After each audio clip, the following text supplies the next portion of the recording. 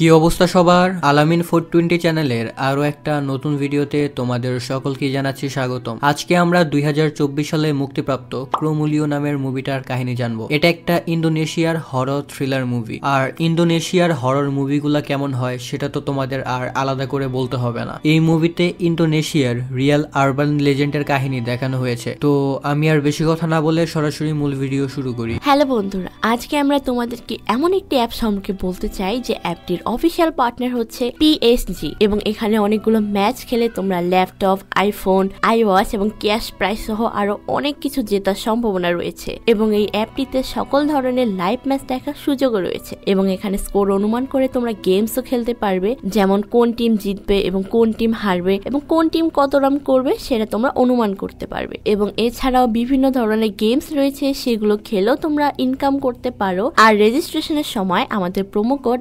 AL420 promo কোডটি use করলে তোমরা পেতে পারো 26,000 টাকা পর্যন্ত বোনাস।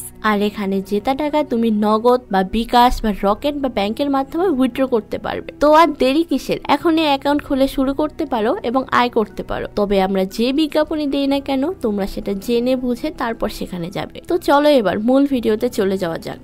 মুভির শুরুতেই আমাদের সাসপেন্সে ভরা একটা সিন দেখানো হয়। এখানে আমাদের বলা হয় 1980 সালের দিকে অনেক বেশি ডাকাতরা হঠাৎ করেই উধাও হয়ে গিয়েছিল এবং তাদের সবাইকেই মেরে ফেলা হয়েছিল। এই ডাকাতরা অর্গানাইজড আর আনঅর্গানাইজড দুইটা গ্রুপে বিভক্ত ছিল। অর্গানাইজড গ্রুপে যে ডাকাতরা ছিল তাদেরকে সুগালি বলা হতো। এই সুগালি শব্দটা এসেছে গালি নামের শব্দটা থেকে, আর এটার অর্থ হচ্ছে ওয়াইল্ড ক্যাট সোসাইটি। আর এই সুগালি তাদেরকেই বলা হতো যারা কোনো নিয়ম কানুন ছাড়াই ভায়োলেন্স করত। তাদেরকে কেউই কন্ট্রোল করতে পারতো না। আর সবচেয়ে অবাক করার ব্যাপারটা হচ্ছে কিছু কিছু সুগালি এমন ছিল যাদেরকে মেরে ফেলা অসম্ভব ছিল। তাদেরকে স্বাভাবিকভাবে গুলি বা ছুরি দিয়ে মেরে ফেলা সম্ভব ছিল না। এই কারণেই অনেকে মনে করত এই সুগালিদের সাথে ব্ল্যাক ম্যাজিক বা কালো জাদুর সম্পর্ক অনেক বেশি গভীর। আর এই কালো জাদুর কারণেই তাদেরকে কেউ সহজে মারতে পারতো না এবং তারা এত বেশি ক্ষমতাবান হয়েছিল। এখন আমাদের 1984 সালের মাজানান গ্রামকে দেখানো হয়। এখানে এই লোকটার নাম ডানা। সে তার দুইজন সাথী ইয়াংতো এবং প্রাপ্তর সাথে কাজ করছিল। তারা এখানে আরো কিছু শ্রমিকদের সাহায্য নিয়ে মেরে ফেলা সুগালিদের বডি দাফন করে দিচ্ছিল। এই সুগালিদের মধ্যে এখানে অনেক শক্তিশালী একজন সুগালি ছিল। এই সুগালির নাম ছিল জেরোড। ডানাং তখন তার গাড়ি থেকে নেমে জেরোডের কাছে আসে এবং তাকে বলে, তুমি কোনো মানুষ না। এখানে আমরা জানতে পারি জেরোড আসলেই কোনো সাধারণ মানুষ না। সে আসলে একজন কালো জাদুকর এবং শয়তানের সাথে তার সম্পর্ক অনেক বেশি ভালো। মৃত্যুর আগে জেরোড এই গ্রামে একটা অভিশাপ দেয়। সে বলে, যতদিন পর্যন্ত আমার রক্ত বা আমার বংশধররা এই গ্রামে থাকবে ততদিন এই গ্রামে মৃত্যু আর ধ্বংসযজ্ঞ চলতে থাকবে। এখানে দানাংয়ের কাছে জেরোডের একটা কালো জাদুর বই ছিল, আর এই বইয়ে লেখা ছিল জেরোডকে শুধুমাত্র তার নিজের রক্তই মারতে পারবে। মানে জেরোডকে মারতে হলে তার বংশধরেরই প্রয়োজন। জেরোডের বংশধর ছাড়া কেউই জেরোডকে মারতে পারবে না। এই বইয়ের মধ্যে আরো অনেক ইনফরমেশন লেখা ছিল। যাই হোক, এরপরে দানাং অনেক বেশি রেগে গিয়ে জেরোডের মাথা একটা শার্প কাটার দিয়ে কেটে ফেলে। এরপর আমাদের কয়েকটা নিউজ পেপারের হেডলাইন দেখানো হয়। আর এখান থেকে আমরা জানতে পারি সুগালির সম্পর্ক শুধুমাত্র ভায়োলেন্সের সাথেই ছিল না, তারা আসলেই কালো জাদুর সাথে কানেক্টেড ছিল। অনেক জায়গায় এরকমটাও লেখা হয়েছিল যে সুগালিরা কোনো অপরাধী ছিল না, তাদেরকে বিনা কারণেই মেরে ফেলা হয়েছিল। আর এই সবকিছুর সাথে এখানে আর একটা নাম উঠে আসে, আর সেটা হচ্ছে ক্রোমুলিও দা পল বিয়ারার। পল বিয়ারার তাদেরকেই বলা হয় যারা কফিনকে উঠায় বা লাশ নিয়ে অন্য কোনো একটা জায়গায় যায়। তবে প্রশ্ন হচ্ছে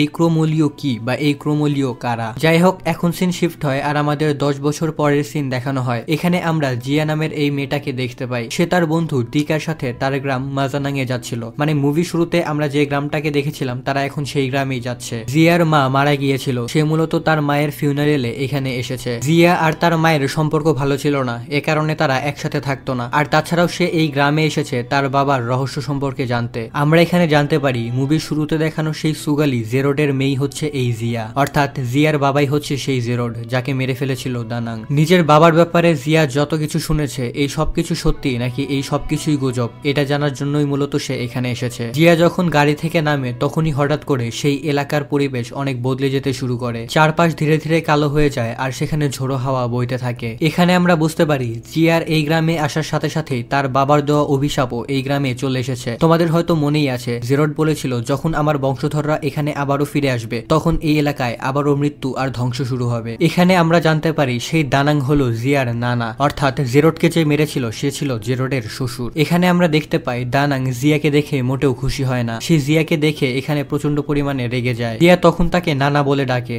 তবে সে তার সাথে কোনো কথা বলে না। ফিউনারেলে আসা বাকি লোকেরাও জিয়ার দিকে অদ্ভুতভাবে তাকাচ্ছিল এবং তাকে এখান থেকে চলে যেতে বলছিল। ফিউনারেলের পর জিয়া তার মায়ের কবরের কাছে বসে থাকে। এরপর সে তার নানা দানাং এর কাছে যায়, তবে দানাং তাকে এই জায়গাটা থেকে চলে যেতে বলে। তবে জিয়া এই জায়গাটা থেকে যেতে চায় না। সে বলে, আমি আমার অতীতের ব্যাপারে জানতে চাই। দানাং তখন অনেক রেগে জিয়ার উপর চিৎকার করে তাকে বলে, তোমার এই জায়গাটায় থাকা এই জায়গাটার জন্য নিরাপদ না। এটা শুনে জিয়া বলে, এরকমটা কেন? এগুলো কি আমার বাবার কারণে হচ্ছে? দানাং তখন তার কথার কোনো উত্তর না দিয়ে তাকে রাত হওয়ার আগেই এই জায়গাটা থেকে চলে যেতে বলে। এখন আমরা দেখতে পাই প্রাপ্ত এই গ্রামের সকল গ্রামবাসীদেরকে বলে জিয়া আবারও এই গ্রামে ফিরে এসেছে, আর এটা এই গ্রামের জন্য মোটেও ভালো না। রাতের বেলা তোমরা ভালোভাবে দরজা জানলা বন্ধ করে শুবে, আর রাতের বেলা কেউ যদি তোমাদের দরজায় কড়া নাড়ে তাহলে ভুলেও দরজা খুলবে না। আর একটা কথা মনে রেখো, ভুল করেও তোমরা যদি কিছু করে ফেলো বা তোমরা যদি কিছু দেখে ফেলো তাহলে তার মৃত্যু একদম নিশ্চিত। তাকে তখন আর কেউই বাঁচাতে পারবে না। এখানে প্রাপ্ত কার ব্যাপারে কথা বলছিল বা কি নিয়ে কথা বলছিল এটা আমাদের এখনই বলা হয় না। রাতের বেলায় জিয়া তার মায়ের বিভিন্ন জিনিসপত্র দেখতে থাকে। তখনই উপর থেকে একটা বল নিচে এসে পড়ে। জিয়া সেই বলটা কোথা থেকে এসেছে এটা দেখার জন্য উপরে যায়। উপরে যাওয়ার পর সে সেখানে একটা লোহার বাক্স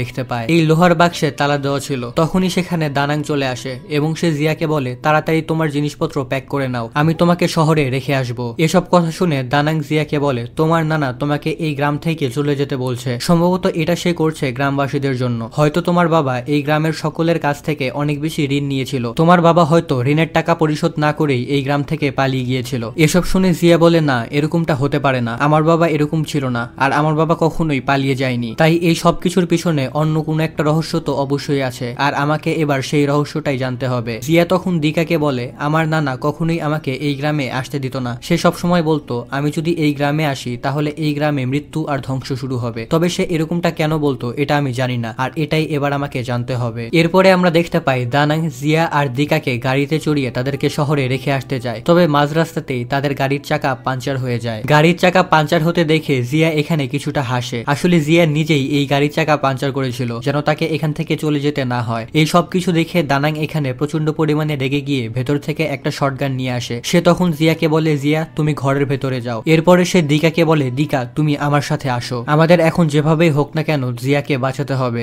জিয়া এখানে বুঝতে পারছিল না যে তার নানা কার কাছ থেকে তাকে বাঁচাতে চায়। তবে তার নানা দানাং এখানে তাকে কোনো কিছুই বলে না। সে দিকাকে বলে, দিকা তুমি আমার সাথে আসো। এটা বলে তারা বেরিয়ে পড়ে। জিয়া এখানে কিছুই বুঝতে পারছিল না, তবে সে এখানে মোটামুটি ভালোই ভয় পাচ্ছিল। রাস্তায় চলতে চলতে দিকা আর দানাং আলাদা হয়ে যায়। দিকা তখন একটা ঘরের মতো জায়গায় এসে সিগারেট খেতে থাকে। তখনই সে উপরে ছায়ার মতো কিছু অদ্ভুত জিনিস দেখতে পায়। এরপরে সে তার সামনে দেখতে পায় কয়েকটা ছায়া একটা কফিন নিয়ে সামনের দিকে আসছে, আর এদেরকেই বলা হয় ক্রোমোলিও। মানে এখানে কয়েকটা আত্মা একটা কফিনকে বয়ে নিয়ে যাচ্ছে। আর এটা কিন্তু সত্যি সত্যি ইন্দোনেশিয়ায় বিশ্বাস করা হয় যে এরকম কিছু একটা হয়। যাই হোক, এটা দেখে দিকা এখানে প্রচন্ড পরিমাণে ভয় পেয়ে যায়। এখানে থাকা আরো দুজন গার্ডও এই স্পিরিটদের বা এই আত্মাদেরকে দেখতে পায়। যাই হোক, এখন সিন শিফট হয় আর আমরা মিলি নামের একটা মেয়েকে দেখতে পাই। এই মেয়েটা হলো জিয়ার ছোটবেলার বন্ধু। মিলির মাও এখানে এই আত্মাদেরকে দেখে ফেলে। সে তখন মিলিকে দ্রুত একটা ক্যাবিনেটের মধ্যে লুকিয়ে ফেলে। তবে ততক্ষণে এই আত্মারা তার কাছে চলে আসে এবং তারা মিলির মায়ের গলা ধরে তাকে সেখানেই মেরে ফেলে। এমনকি কিছুক্ষণ আগে যে দুইজন গার্ড এই ক্রোমোলিওদেরকে দেখেছিল,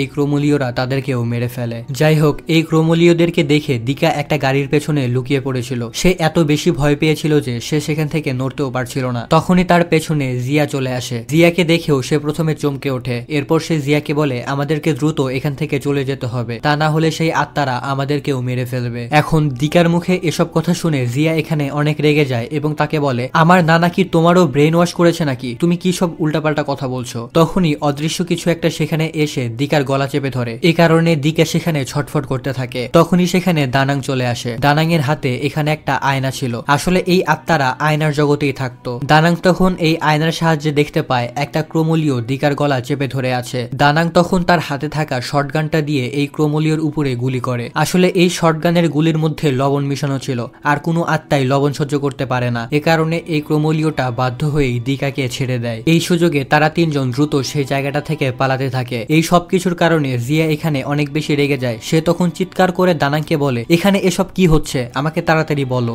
দানাং তখন তাকে বলে, এই সব কিছু আমি তোমাকে পরে বুঝিয়ে বলবো, তবে আগে তুমি আমার সাথে চলো। এরপর দানাং আয়নার সাহায্যে সেই জায়গাটা থেকে পালাতে থাকে। মানে কখন কোন জায়গা থেকে কোন ক্রোমোলিও আসছে এটা দানাং আগেই বুঝে যাচ্ছিল। এ কারণে দানাং তাদের কাছ থেকে ভালোভাবেই পালাতে পারছিল। তবে এর মধ্যে আবারও একটা ক্রোমোলিও এসে দিকাকে আবারও ধরে ফেলে। তবে দানাং এখানে আবারও দিকাকে বাঁচিয়ে নেয়। তবে এই কারণে তারা প্রত্যেকেই আলাদা হয়ে যায়। জিয়া এবং দানাং এখানে একসাথে ছিল। জিয়া তখন দানাংকে বলে আমরা চাইলে মিলির বাসার কাছে গিয়ে লুকাতে পারি। এরপর তারা মিলির বাসার কাছে যায়। তবে মিলির বাসায় গিয়ে তারা দেখতে পায় মিলির মা অলরেডি মরে সেখানে পড়ে আছে। ঘরের মধ্যে ক্যাবিনেট থেকে হঠাৎ করেই তারা শব্দ শুনতে পায়, আর এই শব্দ শুনে তারা ভয় পেয়ে দ্রুত সেই জায়গাটা থেকে বেরিয়ে আসে। আসলে এই ক্যাবিনেটের মধ্যেই তো মিলি লুকানো ছিল, তবে তারা তো আর এটা জানতো না। বাইরে আসার পর দিকা তার সামনে গাড়ির মতো কিছু একটা দেখতে পায়, আর এটাকে দেখে সে অনেক বেশি খুশি হয়ে যায় এবং সেটাকে ডাকতে থাকে। তবে আর কিছুটা কাছে আসার পর দেখা যায় এটা আসলে কোনো গাড়ি ছিল না, এটাই ছিল ক্রোমোলিওর দল। এই ক্রোমোলিও তখন দিকার কাছে চলে আসে এবং তারা দিকাকে ধরে এখানেই মেরে ফেলে। এই সবকিছু দেখে জিয়া এখানে অনেক বেশি শকড হয়ে গিয়েছিল।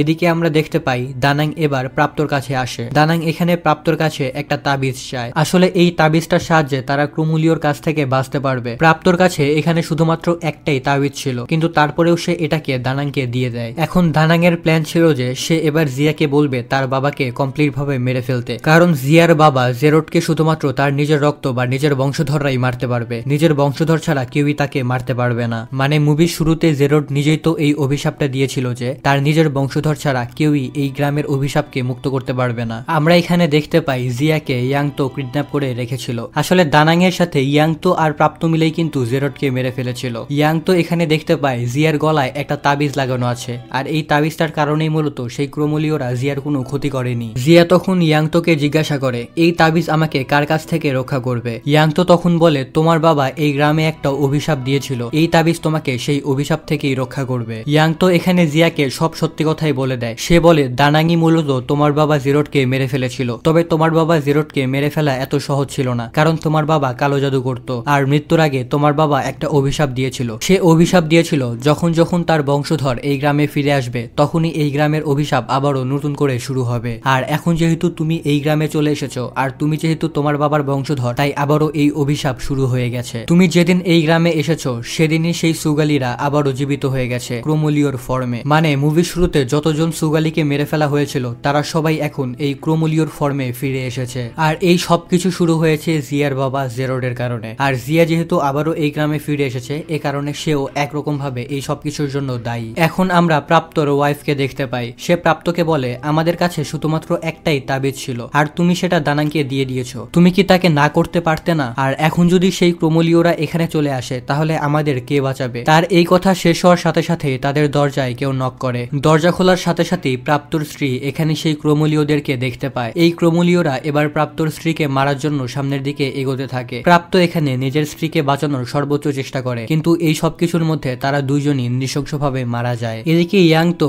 জিয়াকে সবকিছুই বলে দিয়েছিল। জিয়া তখন ইয়াংতোকে জিজ্ঞাসা করে তাহলে আমার বাবা কি মারা গেছে? ইয়াংতো তখন বলে তোমার বাবাকে স্বাভাবিকভাবে মেরে ফেলা সম্ভব না, অন্তত আমাদের মতো স্বাভাবিক মানুষ তো তাকে মেরে ফেলতে পারবে না। আর এ কারণেই তোমার নানা দানাং তার মাথা তার শরীর থেকে আলাদা করে ফেলেছিল। এরপরে সে তোমার বাবার শরীরকে আলাদা আলাদা জায়গায় দাফন করে দিয়েছিল যেন সে কোনোভাবেই ফিরে আসতে না পারে। তবে জেরোডকে সম্পূর্ণভাবে মেরে ফেলতে শুধুমাত্র তুমি পারবে, তুমি ছাড়া আর কেউই তাকে সম্পূর্ণভাবে মেরে ফেলতে পারবে না। আর এরকমটা হচ্ছে শুধুমাত্র তোমার বাবার অভিশাপের কারণে, কারণ তোমার বাবার অভিশাপের মধ্যেই ছিল যে তার নিজের বংশধর ছাড়া কেউই তাকে মেরে ফেলতে পারবে না। জেরোডকে সম্পূর্ণভাবে মেরে ফেলার জন্য এখন জিয়াকে প্রথমে তার বাবার সম্পূর্ণ ডেড বডিকে একত্রিত করতে হবে। সম্পূর্ণ ডেড বডি একত্রিত হওয়ার পর জিয়া একটা ধারালো বস্তুতে তার নিজের রক্ত লাগিয়ে সেটা দিয়ে তার বাবাকে স্ট্যাব করতে হবে। মানে জিয়াকে একটা ছুরির মধ্যে নিজের রক্ত লাগাতে হবে আর সেই ছুরিটা দিয়েই তার নিজের বাবাকে তার আঘাত করতে হবে, তাহলেই এই গ্রাম থেকে চিরকালের মতো এই অভিশাপ চলে যাবে। এখানে জিয়া ভাবছিল তার নানা হয়তো ভালো মানুষ, তার নানা গ্রামবাসীদের জন্য এত কিছু করছে। তবে ইয়াংতো তখন বলে না,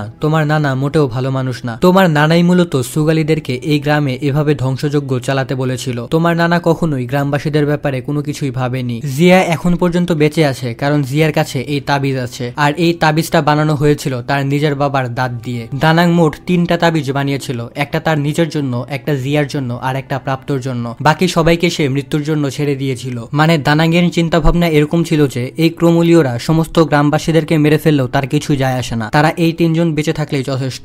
আর ইয়াংতো যেন মারা না যায় এজন্য ইয়াংতো নিজেই নিজের চোখকে অন্ধ করে দিয়েছে, কারণ ইয়াংতোর চোখ যদি অন্ধ থাকে তাহলে ইয়াংতো সেই ক্রোমোলিওদেরকে দেখতে পাবে না। আসলে সেই ক্রোমোলিওরা শুধুমাত্র তাদেরকেই মেরে ফেলে যারা তাদেরকে দেখতে পায়। জিয়া তখন তাকে বলে তাহলে আমাকে ছেড়ে দাও, আমি গিয়ে এই গ্রামবাসীকে রক্ষা করব আর এই অভিশাপকে মুক্ত করে দিব। ইয়াংতো তখন বলে এই অভিশাপকে মুক্ত করতে কে চায়? আমি চাই যেন এই ক্রোমোলীয়রা সবাইকে মেরে ফেলে, কারণ এই গ্রামবাসীরা কেউই ভালো না। এই গ্রামের সবাই মৃত্যু ডিজার্ভ করে, কারণ তারা অনেক আগে অনেক নিরীহ মানুষদেরকে সুগালি সাজিয়ে তাদেরকে মেরে ফেলেছিল। এখানে ইয়াংতো এবার জিয়াকে মেরে ফেলার জন্য তার দিকে বন্দুক তাক করে, যেন জিয়া এই অভিশাপকে কোনোভাবেই মুক্ত করতে না পারে। ইয়াংতো যখন জিয়ার উপরে গুলি চালাতে নেয় তখনই জিয়া তাকে লাথি দেয়, এ কারণে তার নিশানা ভুল হয়ে যায়। গুলির শব্দ শুনে সেখানে দানাং চলে আসে, আর দানাং এখানে এসে ইয়াংতোকে মারতে থাকে। দানাং এখানে ইয়াংতোকে একদম মেরে ফেলতে নেয়, তবে জিয়া তখন এসে তাকে আটকে দেয়। এখান থেকে যাওয়ার সময় জিয়া দানাংকে বলে, আমি এখন সবকিছু জেনে গেছি, আর এই গ্রামটা তোমার কারণেই অভিশপ্ত হয়েছিল।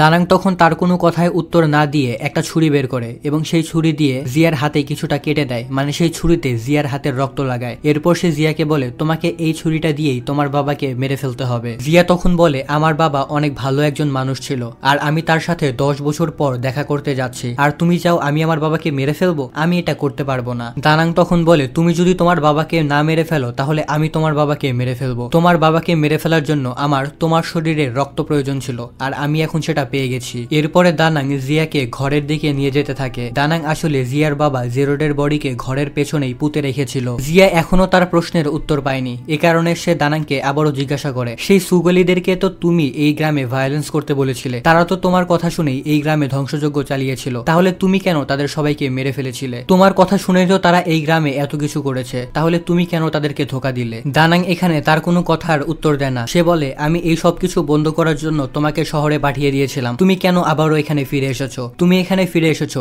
এই কারণেই সবকিছু শুরু হয়েছে, আর এই সবকিছুর জন্য তুমি নিজে দায়ী। এই সকল কথা শুনে জিয়া এখানে অনেক বেশি রেগে যায় এবং সে তার তাবিজ খুলে ফেলে। তার মনের মধ্যে এখন সেই কথাটা বসে গিয়েছিল যেটা ইয়াংতো তাকে বলেছিল। ইয়াংতো তাকে বলেছিল এই গ্রামের সকল মানুষরাই মৃত্যু ডিজার্ভ করে। এখন জিয়াও এই কথাটা বিশ্বাস করতে শুরু করেছিল, কারণ এই গ্রামের সকলেই জানতো যে সেই গুন্ডাদেরকে অন্যায়ভাবে মেরে ফেলা হচ্ছে। তারা এটা জানার পরেও তাদেরকে বাঁচায়নি। হ্যাঁ, তারা হয়তো গুন্ডা ছিল, কিন্তু তারা কেউই এভাবে মৃত্যু ডিজার্ভ করতো না। যাই হোক, জিয়া যখন সেই তাবিজটা খুলে ফেলে, সেই তাবিজটা খোলার সাথে সাথেই ক্রোমোলীয় এসে তাকে ধরে ফেলে, তবে দানাং এখানে তাকে বাঁচিয়ে নেয়। এরপরে দানাং জেরোডের বডিকে বের করার জন্য ঘরের পেছনে যেতে থাকে। জেরোডের বডি বের করার পর দানাং সেটার মাথার অংশ আর গায়ের অংশকে জোড়া লাগায়। এরপর সে সেই ছুরিটা দিয়ে তাকে মেরে ফেলতে নেয়, তবে তখনই তার পেছনে ইয়াংতো চলে আসে এবং ইয়াংতো তাকে এই কাজটা করা থেকে আটকানোর চেষ্টা করতে থাকে। এদিকে আমরা দেখতে পাই জিয়াকে তার বাবার ক্রোমোলীয় ধরে ফেলেছে। এখানে জেরোডের ক্রোমোলীয় জিয়াকে মেরে ফেলতে নেয়। জিয়া তখন বলে, তোমার সাথে অনেক অন্যায় করা হয়েছে, তাই এই সব কিছুর কারণে তোমার রেগে যাওয়াটা স্বাভাবিক। জিয়া যখন এইসব কথা বলছিল তখনই হঠাৎ করে তার বাবার ক্রোমোলীয়র আত্মাটা তার বাবার অরিজিনাল শরীরের মধ্যে চলে যায়। তার মানে জেরোড এখানে আবারও মানুষের শরীরে জীবিত হয়ে যায়। মানুষের শরীরে জীবিত হয়ে যাওয়ার সাথে সাথে ইয়াংতো এখানে জেরোডের কাছে ক্ষমা চায়, তবে জেরোড এখানে ইয়াংতোকে ক্ষমা করে না। সে এখানে ইয়াংতোকে মেরে ফেলে। এরপর সে দানাং এর কাছে যায় এবং সবকিছুই বলতে থাকে। এখানে আমরা জানতে পারি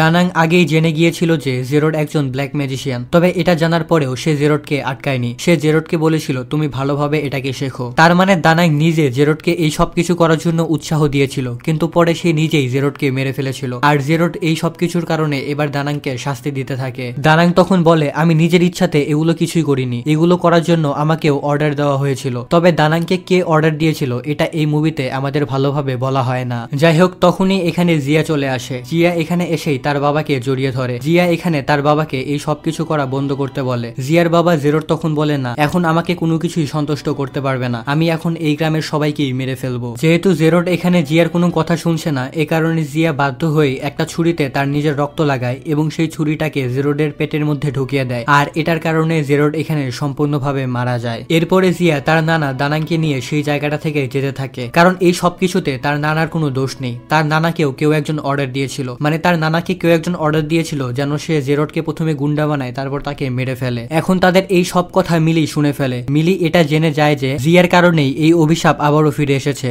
আর তার কারণেই মিলির মা মারা গেছে। এই কারণে মিলি এখানে প্রচন্ড রেগে জিয়াকে মেরে ফেলতে যায়। সে জিয়ার উপর যখন গুলি করতে যায় তখনই দানাং সেখানে চলে এসে মিলিকেই মেরে ফেলে, তবে দানাং নিজে যেহেতু এখানে অনেক আহত হয়েছিল এ কারণে সে নিজেও এখানে মারা যায়। তবে জিয়ার নিজের অবস্থাও এখানে ভালো ছিল না। নিজের নানাকে মরতে দেখে তার অনেক খারাপ লাগছিল, সেই সাথে সে নিজেও এখানে ধীরে ধীরে মারা যাচ্ছিল। সেই সময় তার সেই ছুরিটার কথা মনে পড়ে যেটাতে তার বাবার রক্ত লাগা ছিল। সে তখন সেই ছুরিটাকে নিয়ে নিজের পেটের মধ্যেই ঢুকিয়ে দেয়। এ কারণে আমরা দেখতে পাই জিয়ার নিজের চোখও উজ্জ্বল হয়ে গেছে, ঠিক তার বাবার মতোই। তার মানে তার বাবার অভিশাপ এখন তার নিজের মধ্যে চলে এসেছে। সম্ভবত তার বাবার অভিশপ্ত রক্ত যেহেতু তার শরীরের মধ্যে চলে গেছে, এ কারণে সেও এখন অভিশপ্ত হয়ে গেছে। এরপরে আমরা দেখতে পাই জিয়া রাস্তার উপর দিয়ে হেঁটে যাচ্ছে। এই সময় আমরা একটা জিনিস লক্ষ্য করি যে জিয়ার শরীরে যে সমস্ত জায়গায় আঘাত লেগেছিল সেই সবকিছু একা একাই হিল হচ্ছে। তার মানে আমরা এখানে ক্লিয়ার হতে পারি যে তার বাবার অভিশাপ আসলেই জিয়ার শরীরের মধ্যে চলে এসেছে। এখন মিড ক্রেডিট সিনে আমরা দেখতে পাই একজন স্যুট বুট পরা লোক জেরোডের বডির কাছে আসে এবং তার লাশ নিয়ে যেতে থাকে। তার কথাবার্তা এবং তার আচরণে আমরা বুঝতে পারি যে সে অনেক বছর ধরেই জেরোডের লাশকে খুঁজছিল।